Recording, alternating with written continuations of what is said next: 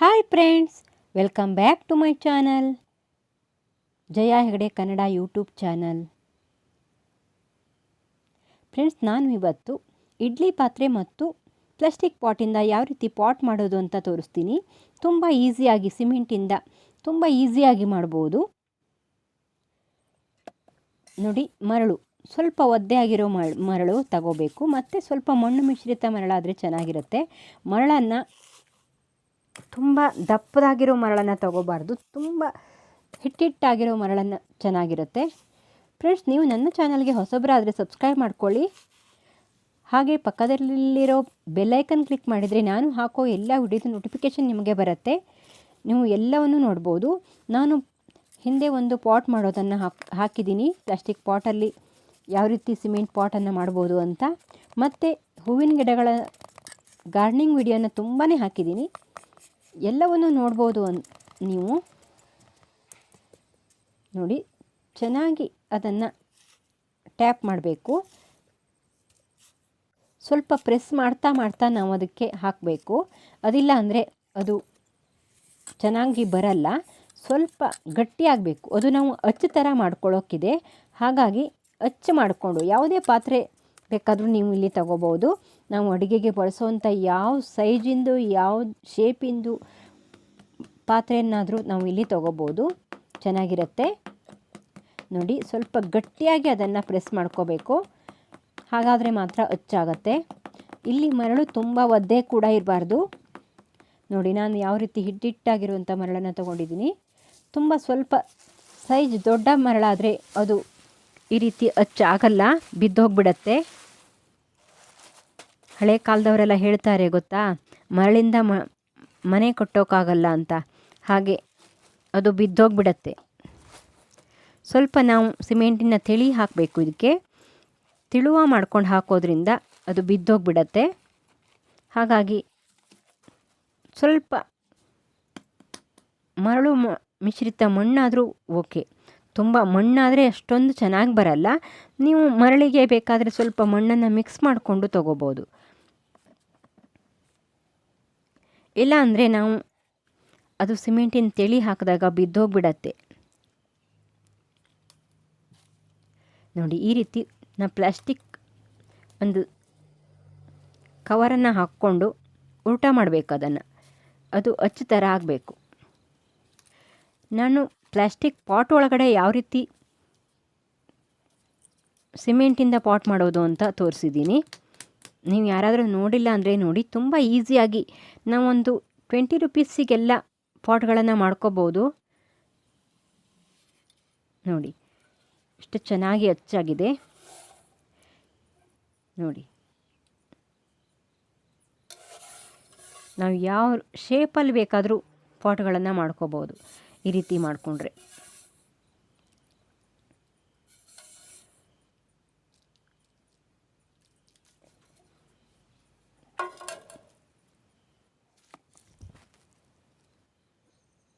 ನೋಡಿ, ನಾನಿಲ್ಲಿ ಪ್ಲಾಸ್ಟಿಕ್ ಪಾಟಿಂದ ಸಹ ಅಚ್ಚನ್ನು ಮಾಡ್ಕೊಂಡಿದ್ದೀನಿ. ತುಂಬ ಈಸಿಯಾಗಿ ಮಾಡ್ಕೋಬೋದು. ಇದು ತುಂಬ ಹಗುರವಾಗಿ ಬರುತ್ತೆ ಈ ಪಾಟು. ನೋಡಿ, ನಾನಿಲ್ಲಿ ಸಿಮೆಂಟನ್ನು ಹಾಕ್ಕೊಂಡು ನೀರು ಹಾಕಿ ಸ್ವಲ್ಪ ದೋಸೆ ಹಿಟ್ಟಿನ ಹದಕ್ಕೆ ಅದನ್ನು ನಾವು ಸಿಮೆಂಟನ್ನು ಮಿಕ್ಸ್ ಮಾಡ್ಕೋಬೇಕು. ತುಂಬ ದಪ್ಪ ಆಗಿದ್ರೂ ಅದು ಹಾಕಲಿಕ್ಕೆ ಬರಲ್ಲ, ಮರಳು ಹೀರ್ಕೊಬಿಡತ್ತೆ. ಸ್ವಲ್ಪ ತೆಳುವಾದರೂ ಮರಳು ಅದನ್ನು ಹೀರ್ಕೊಂಡು ಬಿದ್ದೋಗ್ಬಿಡತ್ತೆ. ಹದವಾಗಿರಬೇಕು.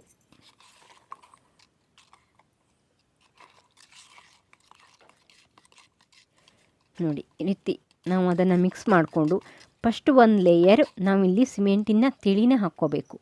ಆಮೇಲೆ ಸಿಮೆಂಟು ಮತ್ತು ಮರಳನ್ನು ಸೇರಿಸಿ ಹಾಕಿದರೆ ಗಟ್ಟಿ ಬರುತ್ತೆ. ನೀವು ಇದೇ ರೀತಿ ತಿಳಿನ ಮತ್ತು 2 ಲೇಯರ್ ಕೂಡ ಹಾಕ್ಕೊಂಡು ಮಾಡ್ಬೋದು, ಆದರೆ ಅಷ್ಟೊಂದು ಗಟ್ಟಿ ಬರಲ್ಲ. ನೀವು ಇದಕ್ಕೆ ತಂತಿ ಏನಾದರೂ ಇದ್ದರೆ ಹಾಕ್ಕೊಂಡು ಕೂಡ ಮಾಡ್ಬೋದು, ಅದು ಕೂಡ ಗಟ್ಟಿ ಬರುತ್ತೆ. ನೋಡಿ, ಚೆನ್ನಾಗಿ ಎಲ್ಲ ಕಡೆ ಆ ತಿಳಿ ಬರುವ ಹಾಗೆ ಹಾಕ್ಕೋಬೇಕು. ಸ್ವಲ್ಪ ದಪ್ಪನಾಗಿ ಹಾಕ್ಕೊಂಡ್ರೂ ಪರವಾಗಿಲ್ಲ, ಚೆನ್ನಾಗಿರುತ್ತೆ. ತುಂಬ ತೆಳುವಾದರೆ ಹಾಕ್ಕೊಂಡ್ರೆ ಆಮೇಲೆ ಒಡೆದೋಗ್ಬಿಡತ್ತೆ. ನಾವು ಸಿಮೆಂಟು ಮತ್ತು ಮರಳಿನ ಪ್ಲ್ಯಾಸ್ಟ್ರನ್ನ ಮಾಡಲೇಬೇಕು. ಅದಿಲ್ಲ ಅಂದರೆ 1 ವರ್ಷ ಅಥವಾ 2 ವರ್ಷಕ್ಕೆಲ್ಲ ಅದು ಒಡೆದೋಗ್ಬಿಡತ್ತೆ. ನಾನು ಹಾಗೆ ಕೂಡ ಮಾಡಿದ್ದೆ, ಅದು ಒಡೆದೋಗ್ಬಿಡ್ತು. 2 ವರ್ಷ ಬರ್ಬೋದು ಅಷ್ಟೇ. ಇದಾದರೆ ತುಂಬ ಬಾಳಿಕೆ ಬರುತ್ತೆ ಈ ರೀತಿ ಮಾಡಿಕೊಂಡ್ರೆ. ಸಿಮೆಂಟಿನ ಪ್ಲ್ಯಾಸ್ಟ್ರ್ ಕೂಡ ಹಾಕ್ಬೋದು. ನೋಡಿ, ನಾವಿಲ್ಲಿ ತುಂಬ ನಿಧಾನವಾಗಿ ಅದನ್ನು ಮಾಡಬೇಕು. ಯಾಕಂದರೆ ಅದು ಮರಳಾಗಿರೋದ್ರಿಂದ ನಾವು ತುಂಬ ಗಟ್ಟಿಯಾಗಿ ಪ್ರೆಸ್ ಮಾಡಿದರೆ ಅದು ಕೈಗೆ ಬಂದುಬಿಡತ್ತೆ. ತುಂಬ ನಿಧಾನವಾಗಿ ಅದನ್ನು ಹ್ಯಾಂಡ್ಲ್ ಮಾಡಬೇಕು. ನೋಡಿ, ಕೆಳಗಡೆ ಬಿದ್ದಿರೋ ಸಿಮೆಂಟಿನ ನೀರನ್ನೆಲ್ಲ ನಾನು ಮೇಲ್ಗಡೆನೇ ಹಾಕಿದ್ದೀನಿ. ಸ್ವಲ್ಪ ಆ ಕಡೆ ನನಗೆ ಕಾಣಿಸ್ಲಿಲ್ಲ, ಸ್ವಲ್ಪ ಗ್ಯಾಪ್ ಇತ್ತು ಅನಿಸುತ್ತೆ. ಆಮೇಲೆ ನಾವು ಸಿಮೆಂಟಿನ ಪ್ಲ್ಯಾಸ್ಟರ್ ಮಾಡಬೇಕಾದ್ರೆ ಅದು ಹೊಂದ್ಕೊಳ್ಳುತ್ತೆ. ನೋಡಿ, ನಾವಿಲ್ಲಿ ಮರಳನ್ನು ಜರಡಿ ಹಿಡ್ಕೋಬೇಕು. ನಾನಿಲ್ಲಿ ಜರಡಿ ಹಿಡ್ಕೊಂಡಿಲ್ಲ, ಸ್ವಲ್ಪ ಕಷ್ಟ ಆಯಿತು. ಜರಡಿ ಹಿಡ್ಕೊಂಡ್ರೆ ಚೆನ್ನಾಗಿರುತ್ತೆ. ಇದಕ್ಕೆ ಸ್ವಲ್ಪ ನಾನು ಮರಳನ್ನು, ಗಟ್ಟಿ ಮರಳನ್ನೇ ತೊಗೊಂಡಿದ್ದೀನಿ, ಸ್ವಲ್ಪ ದೊಡ್ಡ ಮರಳನ್ನೇ. ನಾವು ಒಂದು ಪಾರ್ಟ್ ಮರಳನ್ನು ತೊಗೊಂಡ್ರೆ ಮತ್ತೊಂದು ಪಾರ್ಟು ಸಿಮೆಂಟನ್ನು ತೊಗೋಬೇಕು. ಇದಕ್ಕೆ 1:1 ರೇಷದಲ್ಲಿ ತೊಗೋಬೇಕು. ಯಾಕಂದರೆ ನಾವು ಇದು ಹಗುರವಾಗಿ ಬರುತ್ತೆ, ಹಾಗಾಗಿ ಅದು ಗಟ್ಟಿ ಬರಲಿಕ್ಕೆ ಅಂತ 1:1 ರೇಷದಲ್ಲೇ ತಗೋಬೇಕು. ತುಂಬ ದಪ್ಪನಾಗಿ ನಾವು ಇಲ್ಲಿ ಪ್ಲ್ಯಾಸ್ಟರ್ ಮಾಡಲ್ಲ, ಹಾಗಾಗಿ ಈ ರೇಷದಲ್ಲಿ ತಗೊಂಡ್ರೆ ಗಟ್ಟಿ ಬರುತ್ತೆ. ನೋಡಿ, ನಾವಿಲ್ಲಿ ಸ್ವಲ್ಪನೇ ನೀರು ಹಾಕ್ಕೊಂಡು ಸ್ವಲ್ಪ ಗಟ್ಟಿಯಾಗಿ ಕಲಿಸ್ಕೋಬೇಕು. ತುಂಬ ತೆಳುವಾಗೂ ಅಲ್ಲ, ತುಂಬ ಗಟ್ಟಿಯಾಗೂ ಅಲ್ಲ, ಆ ರೀತಿಯಲ್ಲಿ ಅದನ್ನು ಮಿಕ್ಸ್ ಮಾಡ್ಕೋಬೇಕು. ನೀವು ಬೇಕಾದರೆ ಸ್ವಲ್ಪನೇ ಮಿಕ್ಸ್ ಮಾಡ್ಕೊಳ್ಳಿ. ಅದು ನಮಗೆ ಅಲ್ಲಿ ಪ್ಲ್ಯಾಸ್ಟರ್ ಮಾಡಲಿಕ್ಕೆ ಸರಿಯಾಗಿರಬೇಕು. ಆ ರೀತಿಲಿ ನಾವು ಅದನ್ನು ಮಾಡ್ಕೋಬೇಕು, ಮಿಕ್ಸ್ ಮಾಡ್ಕೋಬೇಕು ಈ ಸಿಮೆಂಟನ್ನು. ಸ್ವಲ್ಪ ದಪ್ಪಾಗಿ ಪ್ಲ್ಯಾಸ್ಟರ್ ಮಾಡ್ಕೊಳ್ಳಿ, ತುಂಬ ಗಟ್ಟಿಯಾಗಿ ಬರುತ್ತೆ. ತುಂಬ ತೆಳುವಾಗಿ ಪ್ಲ್ಯಾಸ್ಟರ್ ಮಾಡಿಕೊಂಡ್ರೆ ಅಷ್ಟೊಂದು ಗಟ್ಟಿ ಬರಲ್ಲ. ನೀವು ಇದೇ ರೀತಿ 2 ಲೇಯರ್ ಬೇಕಾದರೂ ಮಾಡ್ಕೋಬೋದು. ನೋಡಿ, ಎಲ್ಲ ಕಡೆ ಇದೇ ರೀತಿ ಪ್ಲ್ಯಾಸ್ಟರ್ ಮಾಡ್ಕೋಬೇಕು.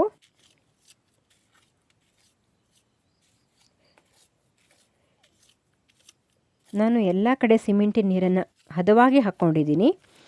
ಇದು ಪ್ಲ್ಯಾಸ್ಟರನ್ನು ಕೂಡ ಹದವಾಗಿ ಹಾಕ್ಕೋಬೇಕು.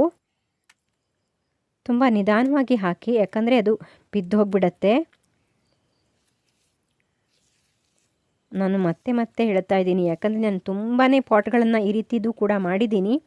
ಹಾಗಾಗಿ ನಾನು ಅದು ಹೇಗೆ ಸರಿ ಆಗತ್ತೆ ಅಂತ ನೋಡಿಕೊಂಡು ನಿಮಗೆ ಹೇಳ್ತಾ ಇದ್ದೀನಿ.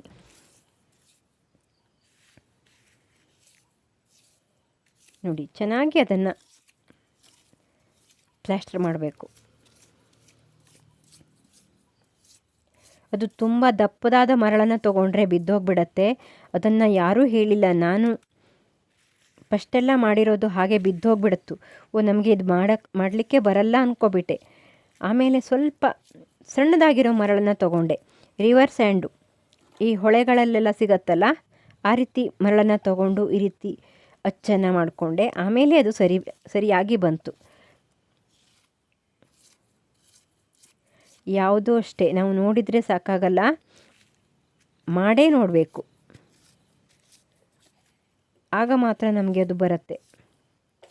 ಮಾಡಿದ ಮೇಲೆ ಅದರ ಅನುಭವ ಆಗತ್ತೆ. ನೋಡಿ, ಎಲ್ಲ ಕಡೆ ನಿಧಾನವಾಗಿ ಪ್ಲ್ಯಾಸ್ಟರ್ ಮಾಡಿ.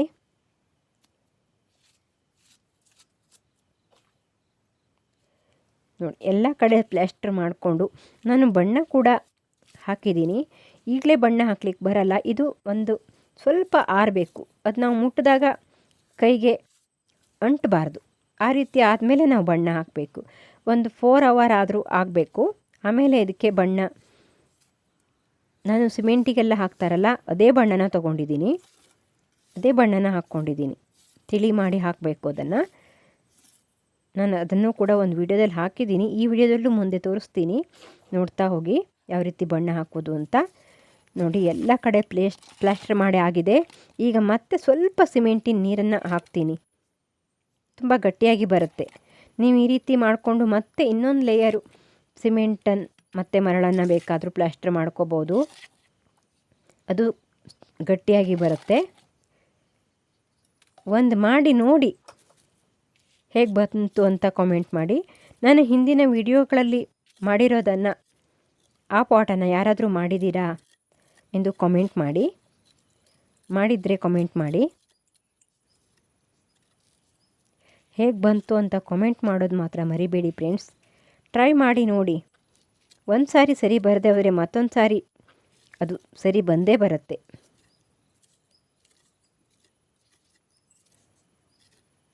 ನಾವು ಏನು ತಪ್ಪು ಮಾಡಿದ್ದೀವಿ ಅಂತ ಗೊತ್ತಾಗ್ಬಿಡತ್ತೆ ಮತ್ತೊಂದು ಸಾರಿ ಮಾಡಬೇಕಾದ್ರೆ.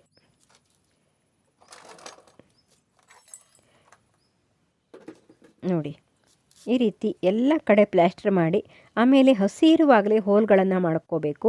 ನಾನಿಲ್ಲಿ ಒಂದು ಸಣ್ಣ ಪೈಪನ್ನು ತೊಗೊಂಡಿದ್ದೀನಿ. ಯಾಕೆಂದರೆ ನಾವು ಹೀಗೆ ಪ್ರೆಸ್ ಮಾಡಿದವಾಗ ಅದು ಒಳಗಡೆ ಹೋಗಿಬಿಡತ್ತೆ ಪೈಪಲ್ಲಿ ಆ ಸಿಮೆಂಟು. ಅದಕ್ಕಾಗಿ ನಾನು ಸಣ್ಣ ಪೈಪನ್ನು ತಗೊಂಡು ಹೋಲ್ಗಳನ್ನು ಮಾಡ್ತೀನಿ. ಯಾವುದೇ ಪಾಟ್ಗಾದರೂ ಅಷ್ಟೇ 3ರಿಂದ 4 ಹೋಲ್ಗಳನ್ನು ಮಾಡ್ಕೊಳ್ಳಿ. ಅದು ಒಂದು ಮಣ್ಣು ಕಟ್ಟಿ ಹೋದರೂ ಮತ್ತೊಂದು ಹೋಲಲ್ಲಿ ನೀರು ಬರುತ್ತೆ. ನೀರು ಸರಾಗವಾಗಿ ಇಳಿದು ಹೋಗಬೇಕು, ಅದು ಹಾಗಿರಬೇಕು. ನೋಡಿ ನಾನು ಇಲ್ಲಿ ಇಡ್ಲಿ ಪಾತ್ರೆಯಲ್ಲಿ ಅಚ್ಚನ್ನು ಮಾಡ್ಕೊಂಡಿದ್ನಲ್ಲ, ಅದಕ್ಕೆ ಈಗ ಹಾಕ್ತಾಯಿದ್ದೀನಿ. ನೋಡಿ 2 ಪಾಟ್ಗಳನ್ನು ನಾನು ಮಾಡ್ಕೊಂಡಿದ್ದೀನಿ. ನೀವು ಯಾವುದೇ ರೀತಿ ಅಚ್ಚನ್ನಾದರೂ ಪಾತ್ರೆಯನ್ನಾದರೂ ತಗೊಂಡು ಈ ರೀತಿ ಅಚ್ಚನ್ನು ಮಾಡಿಕೊಂಡು ಹಾಕ್ಕೋಬೋದು. ನಾವು ಒಳಗಡೆ ಅದೇ ಪಾತ್ರೆಯಲ್ಲಿ ಹಾಕಿದರೆ ಪಾತ್ರೆ ಹಾಳಾಗಿಬಿಡತ್ತಲ್ಲ, ಈ ರೀತಿ ಅಚ್ಚನ್ನು ಮಾಡಿಕೊಂಡು ಪಾಟ್ಗಳನ್ನು ಮಾಡಿಕೊಂಡ್ರೆ ಚೆನ್ನಾಗಿ ಬರುತ್ತೆ.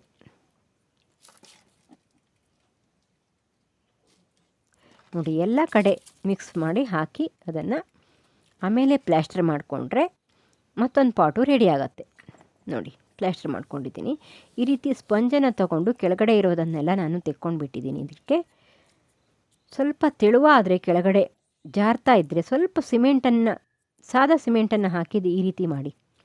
ಇದಕ್ಕೆ ಸ್ವಲ್ಪ ನೀರು ಜಾಸ್ತಿ ಆಯಿತು ಅನಿಸುತ್ತೆ, ಕೆಳಗಡೆ ಬಂದಿತ್ತು. ನೋಡಿ ನಾನು ಈ ರೀತಿ ಮಾಡ್ಕೊಂಡಿದ್ದೀನಿ.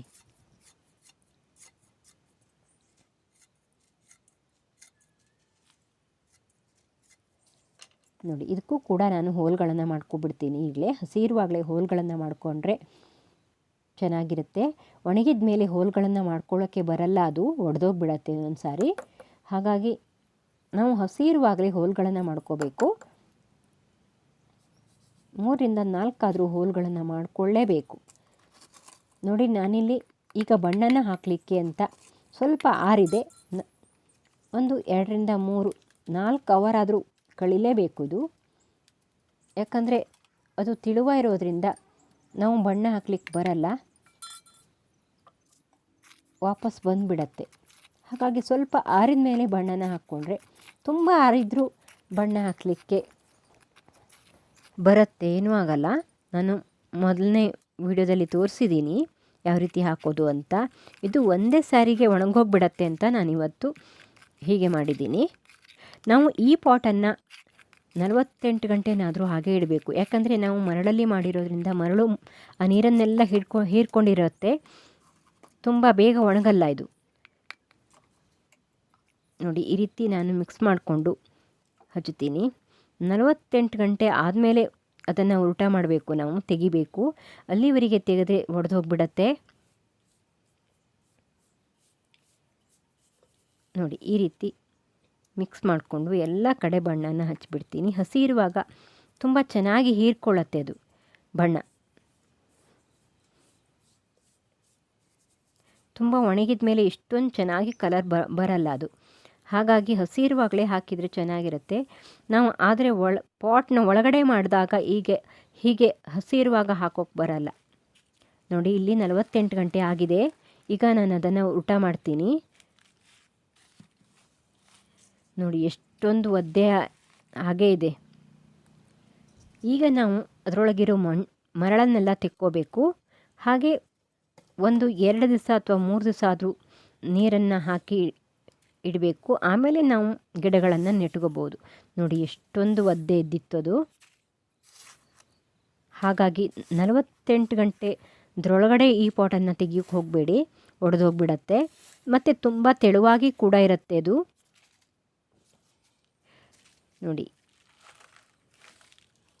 ಅದು ನಾವು ಸಿಮೆಂಟಿನ ನೀರು ಮಾಡಿ ಹಾಕ್ತೀವಲ್ಲ, ಅದೆಲ್ಲ ಹೀರ್ಕೊಂಡು ಬಿಟ್ಟಿರುತ್ತೆ ಮರಳು. ನೋಡಿ, ನಾನಿಲ್ಲಿ ಪ್ಲಾಸ್ಟಿಕ್ ಸ್ವಲ್ಪ ಅಂಟ್ಕೊಬಿಟ್ಟಿದೆ, ಅದನ್ನು ಕಟ್ ಮಾಡಿ ತೆಗಿತೀನಿ. ಇದನ್ನು ಕೂಡ ತೆಕ್ಕೊಂಡು ಆಮೇಲೆ ನೀರು ಹಾಕಿ ಎರಡು ದಿನ ಅಥವಾ 3 ದಿವಸ ಹಾಗೆ ಇರ್ತೀನಿ. ನಾವು ಒಂದು 15 ದಿನ ಆದರೂ ಕ್ಯೂರಿಂಗ್ ಮಾಡಿದರೆ ಚೆನ್ನಾಗಿರುತ್ತೆ. ನಾನು ಒಳಗಡೆ ಕೂಡ ಸಿಮೆಂಟಿನ ಪ್ಲಾಸ್ಟರ್ ಮಾಡಿದ್ದೀನಿ, ಈ ವಿಡಿಯೋದಲ್ಲಿ ಹಾಕಿಲ್ಲ. Thank you for watching. ಮುಂದಿನ ವಿಡಿಯೋಗಳಲ್ಲಿ ಹೀಗೆ ಹೊಸ ಹೊಸ ವಿಡಿಯೋಗಳ ಜೊತೆ ಬರ್ತೀನಿ. ಬಾಯ್.